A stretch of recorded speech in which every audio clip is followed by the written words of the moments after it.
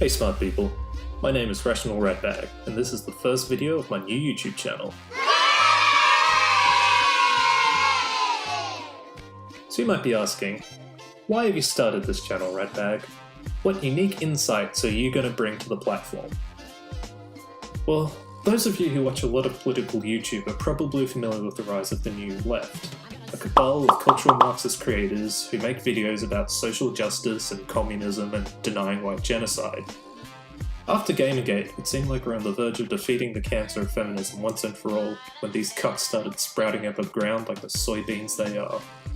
All that stands against them is a small, unbiased band of rational skeptics and centrists, defending truth and reason no matter how hard the PC police try to shut them down.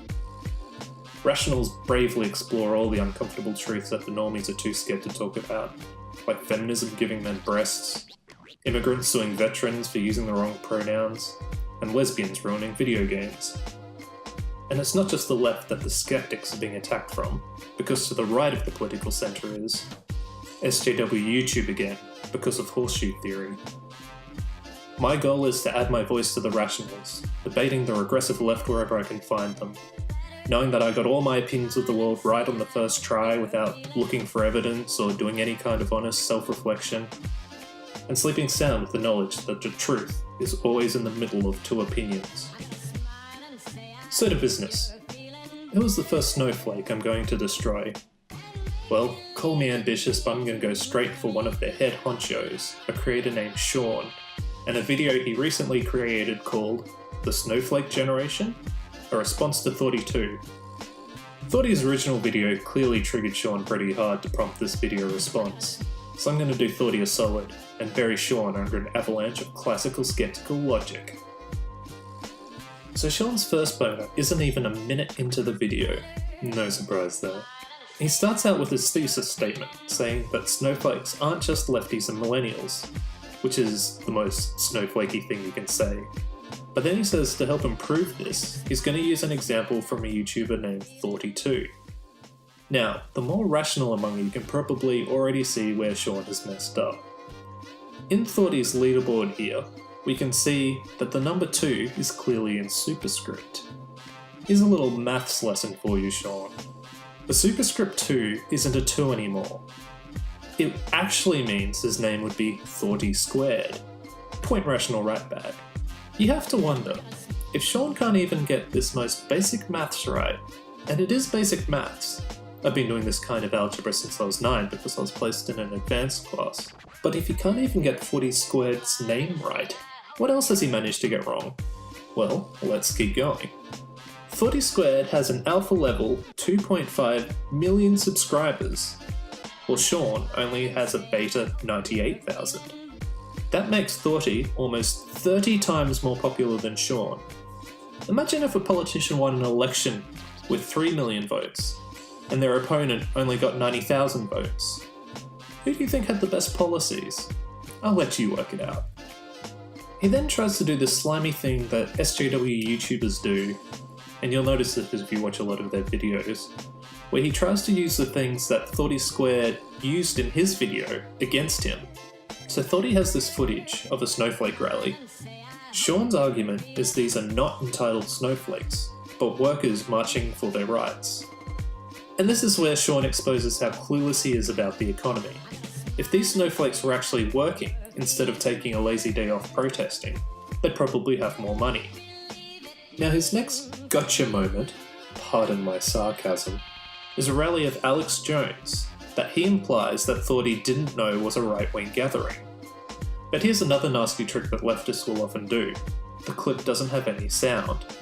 So how do we know that Alex Jones isn't describing a leftist being triggered to his enraptured crowd? I think it's a pretty safe bet that he is. This might fool idiot socialists, but we know better. He then unnecessarily brings up David Icke, who was at the rally and has nothing to do with his argument, and then condescendingly summarise Icke's research into the Archon problem. It's this kind of patronisation from the left that caused Charlottesville. But hey, I guess when you don't have a good argument against the existence of the Babylonian Brotherhood, a snarky voice will do, won't it, Shaun?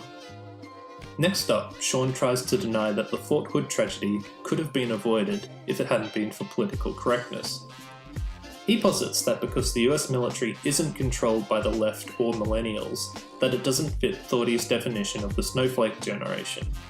But I think this is a really disingenuous representation of what Thoughty was getting at.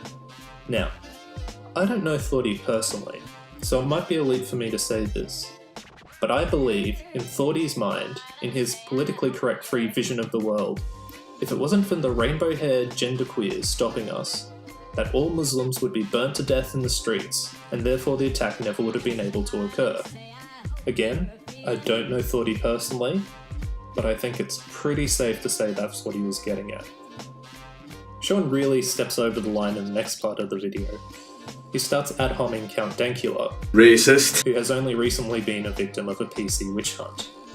For those of you who don't know the full story, Count Dankula was arrested for using his freedom of speech to be too edgy for the squares, so I suppose I should have expected Shaun to be triggered by this.